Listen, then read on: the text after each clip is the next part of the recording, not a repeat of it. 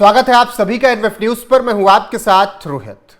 गौतम अडानी भारत के एक बड़े बिजनेसमैन, जिनको लेकर वक्त वक्त पर तमाम रिपोर्ट्स छापी गई।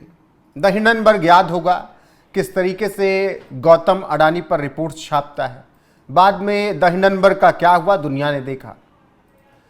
अब एक मामला ऐसे ही फिर सामने आया है और आरोप लग रहे हैं गौतम अडानी पर, सरकार पर, कि जो वीडियो उनके खिलाफ बनाई गई है वो वीडियो हटाई जाए।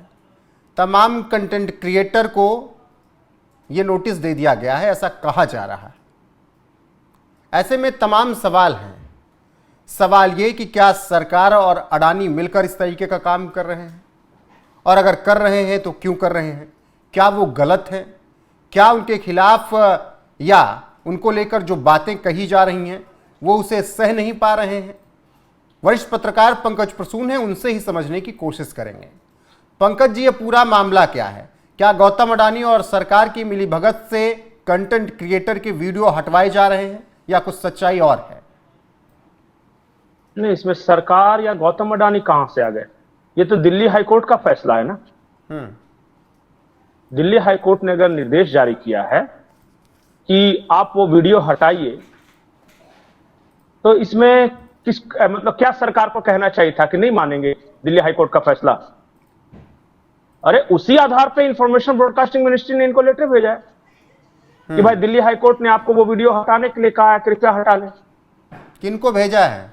देखिए, ये आप समझ सकते हैं, उस तरह के जो पत्रकार है ना, लेफ्ट लिबरल इकोसिस्टम वाले, अभिषार शर्मा हैं, रवीश कुमार हैं, और अभिज्ञान है, और भी इस तरह के हैं बहुत सारे, ध्रुव राठी है, ये सब का, इन सब ने एक कैंपेन चलाया अडानी के खिलाफ, और वो मिस इन्फॉर्मेशन था। मतलब वो क्या है कि वो झूठ था। कोर्ट में गया मामला, कोर्ट ने कहा कि सचमुच आप लोगों ने जानबूझकर गलत इरादे के साथ किसी खास को बदनाम करने के लिए आपने ये कंटेंट क्रिएट किया है, तो बेहतर यही होगा कि आप इसे हटा दें, नहीं तो फिर सख्त रवैया कोर्ट का रहेगा। अब ये लोग कह रहे हैं कि अभिव्यक्ति की आजादी पे हमला है। अरे भैया, आपके वकील होंगे ना वहां, उन्होंने भी तर्क दिया होगा। और अभिव्यक्ति की आजादी का मतलब क्या है? कोई तो लिमिट होना चाहिए। मैं जाके एक सिनेमा हॉल में बम बम चिल्लाने लगूं कि बम धमाका होने वाला है, आग लगने वाला है, तो ये अभिव्यक्ति की आजादी मेरी है, या कोई मुझे रोकेगा कि आप झूठा क्यों शोर मचा रहे हो? कोई तो लाइन ड्रॉ होना चाहिए ना। और क्या कोर्ट के फैसले को की आड़ में सरकार को गाली देना उचित है? दूसरा, इनका यह कहना है कि मोदी के बर्थडे पे हमें गिफ्ट मिला है, हमें वीडियो हटाने के लिए कहा गया। भैया, मोदी के बर्थडे पे नहीं मिला है। 7 सितंबर को कोर्ट का फैसला आया है और 1 हफ्ते के अंदर आपको नोटिस मिला था। आप सबने आपस में बातचीत करके आज पोस्ट करना शुरू कर दिया है। बेवकूफ बना रहे हैं ये लोग। और अगर आपके फैक्ट्स में दम है, अगर आज भी आपको अगर लगता है कि आपने जो दिखाया है वो सही है, तो लड़िए, हाईकोर्ट का फैसला, सुप्रीम कोर्ट जाइए। अब कोर्ट को ये नहीं कह सकते कि बिका हुआ है। नहीं, गलत बात नहीं। दिल्ली हाईकोर्ट के फैसले पे आप कैसे चैलेंज कर रहे हो कि ये सरकार का कदम है? एक और झूठ बोल रहे हो आप जनता के बीच में।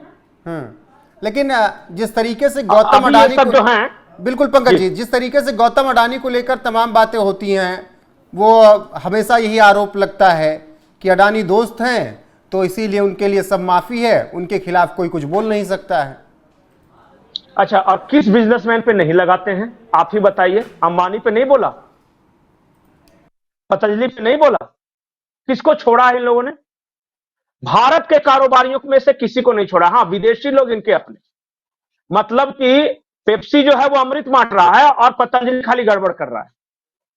और आप एक उदाहरण बता दीजिए कि विदेशी कंपनियों के खिलाफ इन लोगों ने कुछ कहा हो। इनके निशाने पर हमेशा भारतीय कारोबारी और भारतीय बिजनेसमैन ही क्यों होते हैं? कभी सोचा है इस बात को लेकर? मतलब कि कीटनाशक पिलाने वाला हमारा मालिक खुदा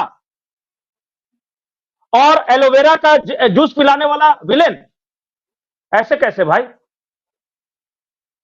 ये दरअसल भारत में कोई कारोबारी इतना आगे न बढ़ जाए जो कि दुनिया पे राज करे, जो छा जाए, उसी के खिलाफ ये सब प्रोपेगेंडा है। नहीं तो ये तो प्रोपेगेंडा हमने और द हिंडनबर्ग का भी देखा था। बहुत सारे आएंगे, और आपको क्या लगता है आगे नहीं आएंगे? ये उनके पेड वर्कर्स भारत में नहीं है। इसे कहते हैं कॉर्पोरेट वॉर। जब आप बिजनेस में नहीं जीत सको तो सामने वाले को डिफेम करो। और इनके निशाने पर अडानी अंबानी इसलिए है क्योंकि भारत का बिजनेसमैन दुनिया भर में छा रहा है, एक्वायर कर रहा है, जो कंपिटेटिव जो बोली लगाई जाती है वो बोल रहा है, अब ले रहा है वो। अडानी तब से निशाने पर जब से हाइफा पोर्ट लिया और ऑस्ट्रेलिया का माइंस लिया है, उस वक्त के बाद से ये न्यूज में ज्यादा आ रहे हैं। और हाइफा पोर्ट कितना स्ट्रेटेजिक लोकेशन पे है, उसका ये मेंटेनेंस का काम लिया है, तब से ये विलेन हो गया। नहीं पंकज समझ जी, में नहीं आ रहा है क्या? किस हाँ। आप लोग पता नहीं उन चिरकुटों के बारे में क्यों नहीं पता लगाते कि वो क्यों लिख रहे हैं।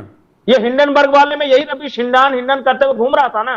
कभी उनसे सवाल किया है रवीश को कि क्या हो गया, वो कंपनी क्यों बंद करके भाग गया? कभी पूछा है? आज नहीं हो रहा है क्या? मैं आपको एक उदाहरण बताता हूं, अब बड़ा सॉलिड उदाहरण है जी। बिहार में कोई इन्वेस्ट नहीं करना चाहता। वहां की सरकार यह कोशिश कर रही थी कि बिजली के मामले में कम से कम बिहार आत्मनिर्भर बने। मतलब कि वो कंपनियों को रिझा रही थी और सारी कंपनियां रिजेक्ट कर रही थी एक एक करके कि हम नहीं भाई बिहार में नहीं करेंगे। अब बिहार में अडानी राजी हुए कि चलिए हम आपके लिए पावर प्लांट लगाएंगे और बिजली उत्पादन करेंगे। ये लालटेन वाले और ये कम्युनिस्ट वहां कह रहे हैं कि आम का पेड़ है और मोदी का दोस्त अडानी को बिहार को बेच दिया। 33 साल के लीज पे, सिर्फ 33 साल के लीज पे एक जमीन दी है नीतीश सरकार ने बिजली उत्पादन के लिए, और बिहार बिक गया। ये है, ये ऐसे लोग हैं ये। लेकिन मतलब सवाल यहां घटियापन का कोई सीमा नहीं, और हम उनके सवाल को लेकर आते हैं। वो कौन है, क्या योगदान है? रवीश ने देश के विकास में क्या योगदान दिया है? अभिषेक शर्मा ने क्या दिया है? ये ध्रुव राठी जर्मनी में बैठा बैठा यहां की रिपोर्टिंग करता रहा है, और वो इसलिए कि यहां के कानूनी पचड़ों में न फंसे, वो ये कोर्ट के जुरिस्डिक्शन से बाहर रहे। लेकिन सबसे बड़ी बात पंकज जी ये है, और उनके बारे में हम चर्चा करते हैं। नहीं, हम तो अडानी को लेकर चर्चा कर रहे हैं, और सबसे बड़ी बात यह है कि जब बड़े व्यक्तियों पर सवाल उठे तो उसके जवाब ढूंढने लाजमी हो जाते हैं। तो इसलिए मेरा अगला सवाल यह है कि क्या अगर एक बार मान भी लिया जाए कि सरकार के इशारे पर सब कुछ हो रहा है, तो फेसबुक, इंस्टाग्राम, एक्स यानी जो पहले ट्विटर था, यूट्यूब और तमाम ऐसे प्लेटफॉर्म, क्या सरकार के आदेश पर सब झुक जाएंगे? और हम क्यों माने दिल्ली हाई कोर्ट के वर्डिक्ट को? हम सरकार का क्यों माने? नहीं, ये तो सोशल मीडिया पर फैलाया जा रहा है ना कि मिली भगत से सब कुछ बदल दिया जाता है। अरे वो तो कुछ भी करेंगे, वो तो कुछ भी कहेंगे, लेकिन फैक्ट्स तो जनता के सामने रखना हमारा काम है ना। नहीं, ये लोग अपने मामलों में तो कहेंगे कि कोर्ट ने जो फैसला किया वो बहुत अच्छा था, लेकिन जैसे ही पलट के मामला आ गया कहेंगे बस कोर्ट ने फैसला गलत सुना दिया, लोकतंत्र खतरे में है। और एक केस थोड़ी ना है, ये विशाल शर्मा असम जा रहा है, वहां का भी कोर्ट गलत फैसला लिया, और यहां का भी कोर्ट गलत फैसला। मैं इस देश की न्यायपालिका खराब है, यही दूध का धुला आदमी। और इस पे इसका जो न्यूज क्लिप था ना, क्या था उसका वो चैनल का नाम?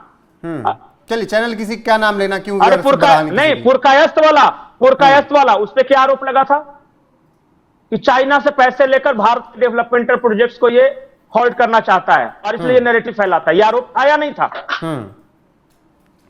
तो वाह, इस देश की सरकार गलत, इस देश की सेनाएं गलत, इस देश की कोर्ट कचहरी गलत, चुनाव आयोग गलत, सारे इंस्टीट्यूशंस गलत, और ये हरिश्चंद्र की औलाद। नहीं तो फिर अगर इतना भी नहीं बोलने दिया जाएगा तो गजब हाल है पंकज जी। अगर इतना भी नहीं बोलने दिया जाएगा तो फिर आदमी क्या करे बताइए? अरे भाई, इनको बोलने से कोई नहीं रोका है, रोज 5 वीडियो बनाता है ये सब। लेकिन बोलने का मतलब ये थोड़ी है कि आप किसी को गाली देने लगिएगा। अरे कोई लिमिट होना, और मतलब क्या आप बोलना चाहते हैं? आज तक आपको कितने वीडियो बनाए? हजारों बनाए हैं। सरकार के खिलाफ बनाया, मोदी के खिलाफ बनाया, क्या क्या नहीं किया, आज तक किसने रोका है? अब एक बिजनेसमैन के खिलाफ आपने वीडियो बनाया, वो फैक्ट्स लेके पहुंच गया कोर्ट, कोर्ट ने आपको कहा कि हटा लो। आज तो ये कोर्ट ने, पटना हाई कोर्ट ने वो मोदी की मां वाला वीडियो भी हटाने के लिए कहा है कांग्रेस को। तो पटना हाई कोर्ट भी बिक गया, दिल्ली हाई कोर्ट बिक गया, गुवाहाटी हाई कोर्ट बिक गया, सारे कोर्ट बिक गए। तो आपको लगता है कि बहुत सोच समझ कर अडानी के खिलाफ पूरा कैंपेन सोशल मीडिया पर कंटेंट क्रिएटर चला रहे हैं? अरे नहीं भाई, जो भी भारत का बिजनेसमैन ग्रो करेगा ना, जो अंग्रेजों को हराएगा ना, वो सबके खिलाफ ये बोलेंगे। आप समझ क्यों नहीं रहे हैं कि बाबा रामदेव की कंपनी खड़ा होने से यूनिलीवर लिमिटेड जो ब्रिटेन वाला है उसका आधा खपत हो गया, वो आधी बेच पा रही है। आपको क्यों नहीं समझ में आ रहा है कि ये अंबानी जो ऑयल रिफाइन कर रहे हैं, इसकी वजह से रशिया से ऑयल जो आ रहा है उससे भारत की इकोनॉमी मजबूत हो रही है, ऊर्जा जरूरतें पूरी हो रही है, इसलिए अंबानी निशाने पर है। अडानी क्या कर रहे हैं कि जितना पोर्ट बनाना है, जितना भारत का पोर्ट डेवलप हुआ अभी वो कर रहे हैं, एयरपोर्ट कर रहे हैं, इंफ्रास्ट्रक्चर में है, बिजली में है, ये कर रहे हैं और बाहर जाके एक्वायर कर रहे हैं। अरे दुनिया के टॉप 10 अगर बिजनेसमैन में ये सब आ गए तो इनसे ज्यादा दर्द किसको होगा? ठीक है पंकज क्योंकि जी। इनके मालिक वहां बैठे हुए ना। कॉर्पोरेट वॉर है ये, और वो पता है कॉर्पोरेट्स मीडिया को पैसे खिलाते हैं कि ताकि नैरेटिव बना, भारत ग्रो करे, इससे वो क्यों खुश होंगे भला? भारत तीसरे नंबर की अर्थव्यवस्था बन जाए, इससे आपको क्या लगता है जिसको हरा रहा है, ब्रिटेन को हरा रहा है या जर्मनी को हरा रहा है या जापान को हरा रहा है, तुमको बड़ा बढ़िया लग रहा है? वो भी तो कुछ करेंगे ना भाई साहब। जी पंकज जी, ठीक है। फिलहाल जिस तरीके का प्रोपोगेंडा सेट किया जा रहा है उसके पर्दे के पीछे का सच क्या है वो पंकज जी ने आपको बताया यहाँ पर। बाकी बने रहिए हमारे साथ, लगातार देश और दुनिया की हर एक अपडेट आपको यहाँ पर मिलती रहेगी। नमस्कार।